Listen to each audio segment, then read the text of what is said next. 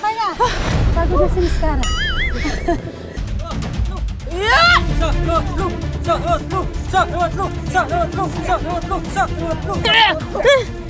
Ano ba to?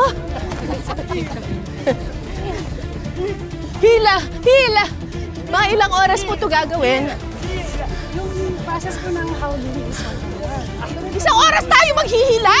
yung paghila is 2 hours? Pahinga.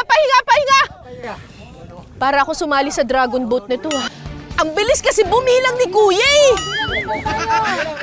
Bilang din! Pwesto! Ang bigat! Pahinga. Bago na si Miss Cara. Ano ba yung hinihila natin? Zipper po. Yung lambat? Lambat din po. Yung isasarado po natin yung bulsa na sinasabi. Napansin ko lang bakit mga babae yung naghihila. Mga lalaki. Karamihan po kasi mga babae po ang workers dito. Yung iba po kasi mga asawa nila nasa laot. Okay. Tulong po ng mga mangisdang lalaki. So dito sa Zambales talagang hindi ka mabubuhay dito kapag walang bayanihan.